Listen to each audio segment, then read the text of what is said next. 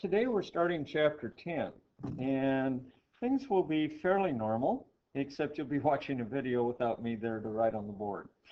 Now, what I want you to do first is copy the whiteboard, and computer operator, I'd like you to set up your timer for 3 minutes, and you all have 3 minutes now to go ahead and copy down the whiteboard. Okay, pause now, computer operator.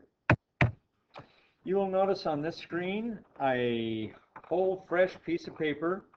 I don't want you to copy down what's in the red box here, but I'd like you to copy everything else, your name, date, and period. And then we're going to need you to copy down the do now. And these are equations that you're going to balance. And we're going to give you a little bit of time to do that. But first of all, I'd like you to look at this sheet. When I'm done with this, we'll go back and let you copy those equations. And what we're going to do, this is your handout for today, and we're going to have you copy this, or not copy it, but use this as a reference. And you'll use it during your time when you're balancing the equations on your own at the end of the lesson. And for right now, let's make sure you know how to use this.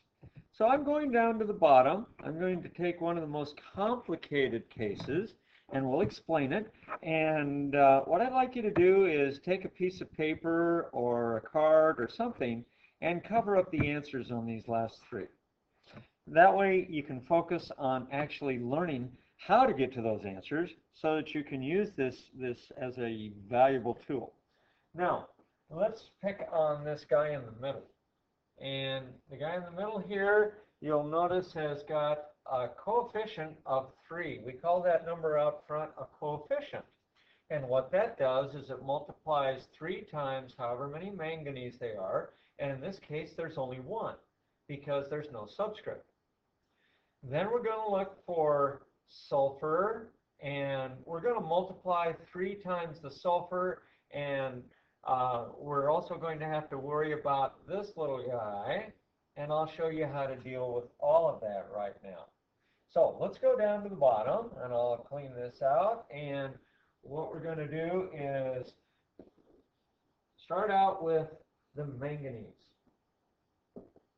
With the manganese, you can see the coefficient is 3. So how many manganese do we have? Well, it's 3 times the subscript of this guy, and that's 1. So the total number of manganese is 3. Now, the next thing we're going to do is look at the sulfur. For the sulfur, we're going to do exactly the same thing. We start with the 3 times the subscript, which is 1. But this time, we have to take this guy into account. And so it's going to be 3 times 1. This time we have to also multiply by 2 because there's 2 sulfates in that molecule, and each one has 1 sulfur. So that's how we work the numbers out, and we're going to get 6 sulfurs. Now, as we go down a little bit further, I think I'd better erase the board a little bit for you so it's easier for the people in back to see. And let's deal with the oxygen now, and let's erase out all the little lines that we have so far and look at oxygen on its own. And you'll see we're going to start with the coefficient times the subscript of oxygen, which is 4, and because there's 2 sulfates, there's going to be 2 times 4 oxygens. And that's the subscript again. We're using that again for this guy. The subscript multiplies everything inside of the brackets. And so we have 3 times 4 times 2, which is 24. And the proper way to use this chart is to now go up and look and check your numbers. And as you can see, we got 3 manganese, 6 sulfurs, and 24 oxygens. Aren't we good? Okay. Now, let's go back and let's make sure we get these equations down. And remember, you're going to be taking notes on everything. And so you want to be writing these equations down, and we're going to balance them in just a moment. So computer operators, set your timer for 5 minutes, and then pause the recording. Hopefully you were able to balance these guys, and now let's look and see how it actually works. We have a mercury on the left and a mercury on the right. So there's no subscript for the mercury on either side. That means there's one of each and that they're balanced. Now we look at the oxygen on the left and the oxygen on the right. There's no subscript or coefficient for this guy here on the left. However, if we look over there on the right-hand side, we're going to find out that, oh my gosh, we got a subscript of 2. And if we have 2 there, the only way to get 2 on the left side is to put a 2 in the underlined area. And that underlined area is going to give you what we call the coefficient. And we'll write the definition of this in just a minute, but there's the coefficient. And the next thing we're going to do is look and see now we got our oxygens are balanced because we have 2 times 1. 2 is the coefficient, 1 is the subscript of the oxygen over here. And so that gives us 2. And we have 2 oxygens over here because of that subscript. But the mercury, that mercury, that little stinker just got to be a 2. And now we've got to use a subscript of 2 over here as well. And let's get rid of all the extra lines. And now we can see the equation in its balanced form. And what I'm going to do here from this point out is I'm going to use these numbers, just a little pizzazz to the video. And what we have with the O2 on the right side, this guy, we need to put a 1 there. We don't really need it because it's not wrong if the 1 isn't there, but this is think of this as a learning tool for you. When you see this on a test, if the 1 is not there, you might write down there are 0 oxygens on the right side. Okay, so that's what this is all about. That just keeps you from making that mistake on a test. Not necessary when you're balancing equations, but a good learning tool. All right, now let's look at the zinc. We have the zinc here, we've got zinc here, and we have the same number on each side. So zincs are good. Let's look at hydrogen. Okay, we got 1 hydrogen here, and we have, because of the subscript, 2 hydrogens over here. So what we have to do is double up the hydrogens on the left side, which we're going to do with a coefficient 2. Now you'll notice that that hydrogen is doubled, but the chlorine here is also doubled, which turns out to be a good thing because over on the right side we have 2 chlorines, which means that that 2 is probably the only thing we're going to need. But let's check it out and get rid of all the extra numbers here and marks that I made, and let's check this atom by atom. Zinc 1. Zinc 1. We have hydrogens with 2, hydrogens 2, 2 chlorines, and 2 chlorines, and by golly, we are balanced. Now what we need to do, always at the end, again, this is a learning tool for you, is put 1s as the coefficients for everybody that did not require a coefficient to balance the equation. And now let's get the definition of coefficient. And computer operator, set the timer for 1 minute and pause while everybody writes down the definition of coefficient. Now that you have that, let's look at the left and right side of the equation. We've talked about reactants and products. Well, the left side is where the reactants go, and the right side is where the products go. And the reactants, and you need to, by the way, copy this whole thing down. And I'll tell you what you don't need to copy down. And if I don't tell you not to copy it down, be sure you get it on your paper, because you'll be graded on that. So on the left side, we see reactants. You don't need to put these circles. Okay, right side, we see products, and the arrow is in between. So reactants and products are always separated by an arrow, and the arrow points to the direction always of the products. And I'd like you to write down this reaction. And you'll have this reaction all set because we're going to be balancing this reaction in the next slide. So go ahead and write down the copper. And these little guys right here, the S for, not for sulfur, but for solid, and AQ is for aqueous, means it dissolves in water. You don't have to write this down. I'm just wanting you to get used to these guys. And I'm briefly going to explain what they mean. We see S again, which was, class? Yes, solid. And then we have aqueous again, which is what, class? Yes, that is dissolved in water. So you need to write this equation down. Hopefully you can do that while I'm talking and erasing and doing all this other stuff here. And I'm going to take it down a little further. And you do not need to write this down. The law of conservation of mass requires that, and let's fix the next word. We balance chemical equations. Law of conservation of mass requires that we balance chemical equations so that we have the same number of atoms on the left and on the right. And that's what this is all about. And by the way, our standard is number 3, and standard number 3, if we go back to the do now, not the do now, but the whiteboard, you'll see stoichiometry there at the top and conservation of mass. Stoichiometry is the balancing of the chemical equations, which is what this little video is all about. So you should have this all copied down by now, and let's go on to the next slide.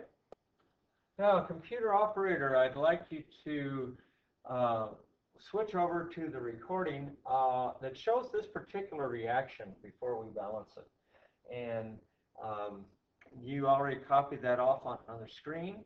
And the video is showing the reaction of copper wire, which is copper, the element, with silver nitrate, which is silver, the ion. And so here's silver, the ion. Here is silver, the solid. Here is copper, the solid, or the metal. This silver, of course, is the metal. And the silver over here. And the silver over here is silver, the ion.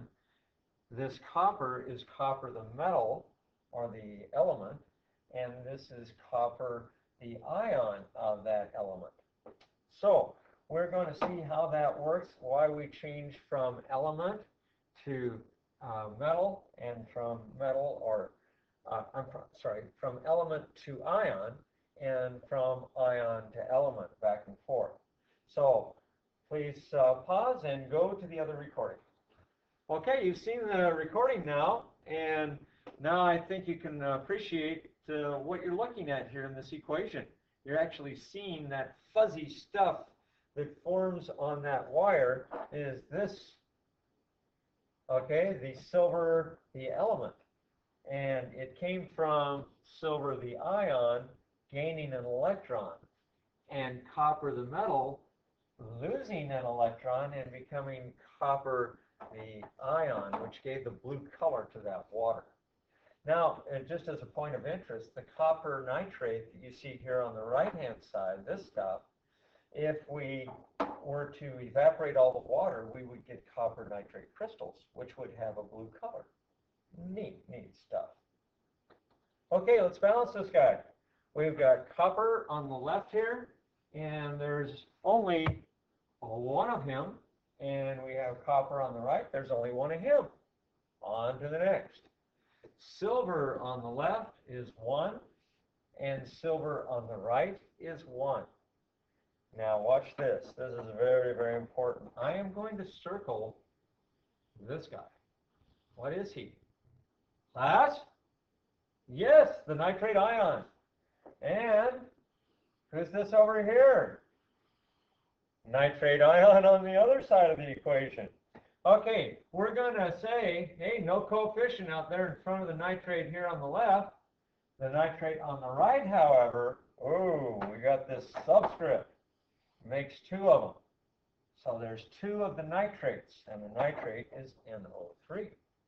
And so we need a coefficient on the left side there, don't we? And we're going to put a 2 right there. that tells us we have not only 2 nitrates, but now we have 2 silvers.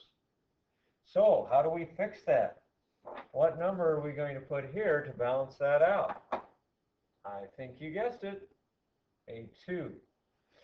And now we have the silvers balanced. The coppers, we see here, let's get rid of the stray marks here. And you got copper on the left here, copper on the right, and there's 1 of each. So coppers are balanced. And for the silver, we've got 2 on the left because of the coefficient, and we have 2 on the right, again, because of the coefficient. And so our silvers are balanced. We have 2 nitrates here, and because of this subscript, we have 2 nitrates here. And this little guy is balanced. Let's get rid of the marks. Okay, now that the balancing act is done, we look for underlines or places where there would be coefficients where there are none, and we put 1s in, again, as a little training tool. Kind of like putting training wheels on your bicycle when you're just a little character. All right, we are balanced and ready to go on to the next. Computer operator, would you please set your timer for 3 minutes, and everyone, would you please copy down this equation, and I'd like you to balance it. Okay, pause now. Well, this screen is kind of cool because it shows you everything in individual atoms. And so you see this picture right here is 2 hydrogens. This picture right here, 2 oxygens. And this picture is for 1 water molecule, which consists of 1 oxygen and 2 hydrogen.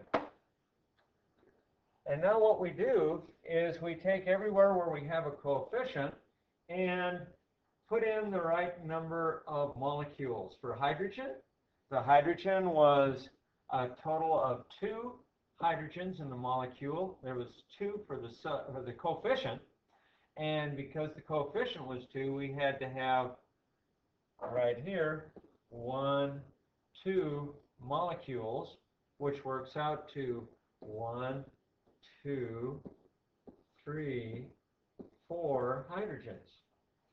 Do we have 4 hydrogens on the right? Not yet, but let's look at the oxygen. We have 2 oxygens here, don't we? And there's 1 and 2. That is 1 oxygen molecule, which was why there's only 1 picture. Over here, we have a coefficient. We're talking about water now. The coefficient of the water is 2. That means we got to have 2 of these. And so when we're done, that coefficient tells us that there are 2 of the molecules, which gives us 1, 2 oxygens, which balances the 2 oxygens here, and that there are 1, 2, 3, 4 hydrogens, and that balances with the 4 hydrogens from picture 1 and picture 2 added together. And so that's a picture, and let's get rid of the string. So now it's kind of clean, and you can see the number of pictures that we needed represented by the coefficients. So we are in good shape, and what we really ought to do here is put a 1 in front. Again, a little training tool. Make sure that you don't say that there's 0 oxygens. There's actually 1 oxygen molecule, and that has 2 oxygen atoms. Now on to the next. Okay, copy this equation down, and computer operators, set your timer for 2 minutes, and let's try this one. So let's check it out. See how you did. We have, if we look at the top here, 1 carbon and 1 carbon. So nothing to do there. Because of this guy right here, the 2 tells us we have 2 chlorines on the left, and this 4 tells us that we have 4 chlorines on the right. And if you did this, you balanced it properly. And that's all we had to do to this guy. Pretty simple, huh? And now let's go ahead and erase the stray marks.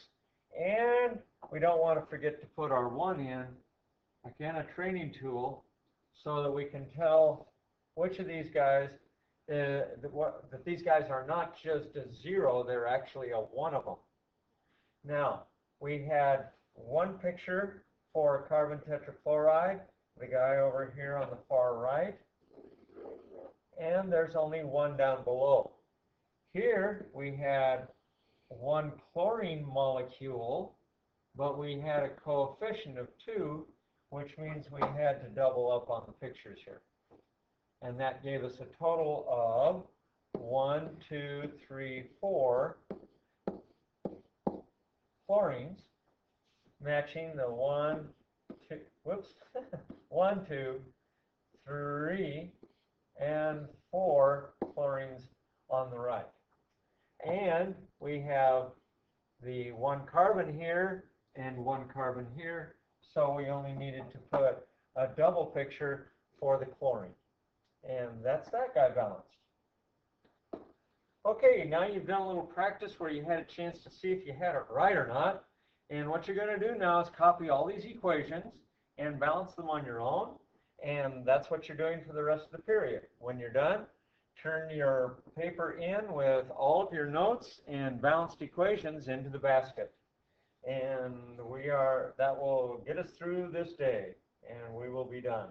So, computer operator, I'd like you to please set your, you don't have to set a timer.